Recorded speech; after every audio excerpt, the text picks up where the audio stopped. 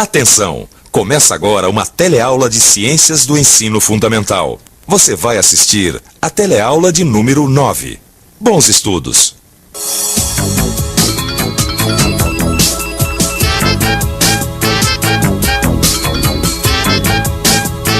Você já ouviu falar em brita? Brita? Brita, já. Não. E tungstênio? Tungstênio? Palavra difícil, sim. Como que é? E dolomita, você sabe o que é? Dolomita, piorou. Dolomita?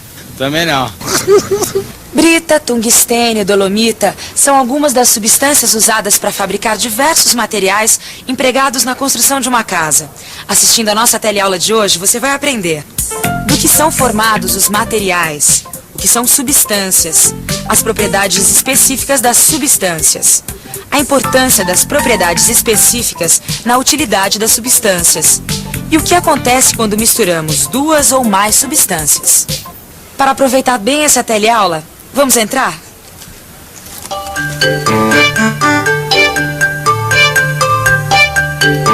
Você já notou como a gente está acostumado a lidar com um monte de coisa sem saber do que elas são feitas? Essa lâmpada aqui, ó, por exemplo. Tá, eu sei para que ela serve, eu sei trocar quando queima, eu sei comprar uma lâmpada. E sei também que ela é feita de vidro e de um fiozinho de metal que fica aqui dentro. Mas o vidro e o metal, do que eles são feitos? Oi, Maria. Tá precisando de ajuda aí pra trocar a lâmpada? Não, obrigada. Mas eu acho que você pode me ajudar de outra forma. Opa. Bom, você sabe que eu parei de estudar muito cedo, né? Me arrependo até hoje. Mas se Deus quiser, no ano que vem eu volto. Mas enquanto isso, Lineu, eu queria aproveitar para ir aprendendo as coisas. Me ensinar é comigo mesmo. Então aproveita e me responde o seguinte. Do que são feitos o vidro e o metal dessa lâmpada? Bom, o vidro ele é feito principalmente de quartzo e sílica. E o filamento é formado por ferro e tungstênio. Tá, mas e daí? O que é quartzo? O que é sílica? O que é tungstênio? Todas essas substâncias que são encontradas no subsolo de algumas regiões do planeta são conhecidas como minerais. As substâncias que fazem parte de uma casa são alguns exemplos de coisas que estão sempre debaixo do nosso nariz, mas que nós não percebemos muito bem. Olhando essa casa em reformas, nós percebemos que ela tem tijolos e telhas, mas do que é que são formados os tijolos e as telhas? Eu acho que de barro. De barro. É barro, cerâmica, né? Argila, não é? Tijolos e telhas são formados por argila, que também é um mineral. O subsolo do Brasil é muito rico em minerais. Veja só. Aqui neste mapa estão representadas as principais jazidas de minerais do Brasil. Em Minas Gerais tem ferro, alumínio e ouro. No Rio Grande do Sul tem cobre. E na Bahia tem chumbo e petróleo. Quase todas essas jazidas são rochas, menos o petróleo que é encontrado em estado líquido. Bom, vamos fazer de conta que eu quero comprar uma casa. E a Tereza aqui é uma corretora muito especial. Ela informa os compradores sobre as substâncias minerais que formam a casa. A senhora me acompanha, por favor? Bom, esta bela sala de estar tem paredes feitas de tijolos, que são formados por areia, calcário e argila vermelha. Toda a fiação é de cobre revestido de plástico, que é um derivado do petróleo. E toda a fundação é feita de verdadeira areia, brita e cimento, que por sua vez é feito de calcário e argila. Assim como o contrapiso, que desejando a senhora vai poder revestir de argila, ardósia, vermelhão, que como a senhora sabe é óxido de ferro. Aqui vai ser a cozinha. Vai ficar muito bonita, aliás, se a senhora colocar uma pia de mármore ou então de aço inox, que é feito de ferro, cromo e níquel. Vamos falar do encanamento. Todo encanamento é feito de canos de cobre e PVC, que é feito de petróleo. E as janelas, então, todas com esquadrias de alumínio, ou seja, um metal retirado da bauxita, e vidro formado por quartzo e feldespato. Aqui a senhora vai poder colocar o seu fogão a gás natural ou botijão. No caso de botijão, vai ter que usar gás derivado do petróleo. Agora, presta atenção. O forro vai ser feito de gipsita, que é o popular gesso. Então, vai ficar com a casa? Bom, mas a senhora nem me mostrou o banheiro. Não por isso. Vamos lá. Ô, Lineu, por que algumas substâncias minerais são usadas em certas partes da casa e não em outras? Boa pergunta. Vamos pensar um pouco? Vamos pensar um pouco. As janelas são de alumínio. A pia é de inox, que é feito a partir de ferro. E os vidros de quartzo, claro. O ferro usado na pia é resistente, o quartzo não. Mas o quartzo, por sua vez, pode ficar transparente. O ferro não. Cada substância serve para ser utilizada num lugar. E a utilização das substâncias depende de para que elas servem. E isso deve ter um nome. Propriedades específicas. A utilização das substâncias depende das propriedades específicas delas. Uma qualidade que é de uma substância só e de nenhuma outra, que é exclusiva, especial. Isso mesmo. As propriedades específicas definem a finalidade de utilização de cada substância. Continue a percorrer a casa com a corretora e repare nas propriedades específicas das substâncias usadas em cada cômodo.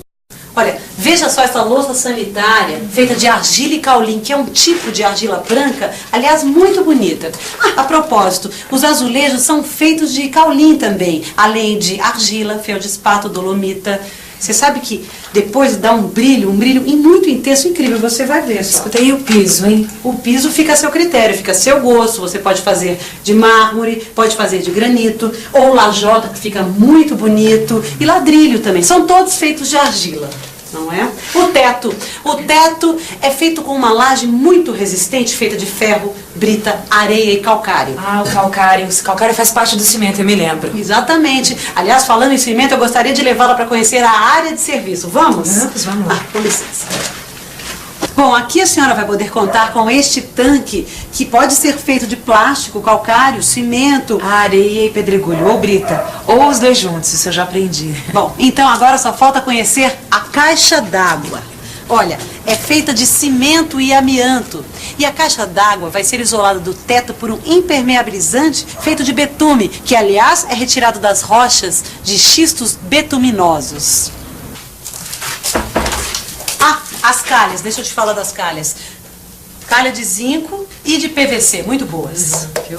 O telhado você já conhece, mas aqui tá telha de argila e tem mais isolante de betume calcário com acabamento de cimento. Muito bom. Sem dizer que a casa toda vai ser pintada com pigmentos de titânio, que é tinta. Então, vai ficar com a casa? Ah, eu não sei, é tanta informação ao mesmo tempo, né? Eu preciso pensar. Lineu, eu tava pensando uma coisa aqui. Quase não tem nenhuma substância nessa casa que é usada sozinha. Toda vez que a corretora fala de um material, vem logo uma lista de substâncias atrás. Mas é verdade. Quer ver? Uma parede, por exemplo. O que você precisa para botar uma parede de pé? Tijolos e argamassa, né? Então, e a argamassa é feita do quê? Argamassa? Agora você me pegou. A argamassa é uma mistura de areia, cimento, cal e água. Na verdade, é uma mistura de minerais. O quartzo da areia, calcário e argila com a substância água. Essa mistura possui uma propriedade que não existia nos componentes isolados. A propriedade de endurecer quando seca. Assim, a argamassa seca mantém unidos os tijolos de uma parede. O cimento é composto pelas substâncias minerais, calcário e argila. Mas também existem alguns materiais que não são uma mistura. Eles são constituídos por apenas uma única substância. O ouro puro, por exemplo. Desde os tempos antigos, o homem aprendeu a usar em seu benefício as substâncias naturais. Eu estava vendo aqui alguns instrumentos construídos pelo homem a partir desses materiais. Algumas das substâncias mais utilizadas são os minerais existentes nas rochas. Mas é claro, não é qualquer material que serve para fabricar qualquer instrumento. O que determina a finalidade de cada material são as suas propriedades específicas. Eu aprendi sobre as características específicas só olhando meu material de trabalho. O ferro dessa panela, por exemplo, é resistente ao fogo. Não daria para fazer uma panela de madeira porque ia queimar, pegar fogo, certo? Agora, já para mexer a comida, a colher de pau é ótima, porque ela não esquenta e não queima a minha mão, certo? Certo. O ferro tem a propriedade específica de resistir ao fogo. E a madeira tem a propriedade específica de queimar se for colocada diretamente no fogo. Lineu, o que acontece com as propriedades específicas quando a gente mistura duas ou mais dessas substâncias? Elas ficam iguais? Não, nem sempre. A mistura de substâncias pode resultar num composto com propriedades novas. E por isso ele pode adquirir outras utilidades práticas. Que foi o caso da lâmpada que eu troquei no início da teleaula, não foi? Vamos ver quais são as substâncias utilizadas nesta lâmpada. O metal utilizado para fabricar o filamento da lâmpada é constituído principalmente por ferro, carbono e tungstênio. Portanto, é uma mistura. O vidro da lâmpada também é uma mistura de materiais, sendo que o principal é a sílica. Como você vê, esta lâmpada representa um conjunto de materiais. O vidro, o fiozinho, e cada um desses materiais é formado pelas substâncias correspondentes. Papel, porcelana, vidro e inox, E pensar que todo esse material que eu trabalho diariamente é feito de misturas de substâncias que tem na natureza, hein? E cada mistura de materiais pode ser agrupada de muitas maneiras. E foi assim que o homem desenvolveu e continua desenvolvendo instrumentos para as mais diversas funções. E enquanto eu sirvo o Lineu, você pode aproveitar e dar uma revisada no material da teleaula de hoje. E atenção, se liga aí que é a hora da revisão. Na teleaula de hoje, você aprendeu que os materiais são formados por substâncias. As propriedades específicas de cada substância determinam suas utilidades. Novas propriedades podem aparecer quando misturamos duas ou mais substâncias. Bom, agora que você já conhece as palavras que eu perguntei no início da teleaula, só falta reforçar os seus conhecimentos sobre substâncias, estudando no livro e fazendo os exercícios. Você já deve ter visto no jornal ou na TV notícias sobre casas e prédios que desabam, não é? Às vezes, a qualidade de substâncias misturadas podem revelar a diferença entre uma boa construção e uma tapera. Até a próxima teleaula. Obrigada, já vou indo, viu? Até logo. Até mais. Tchau.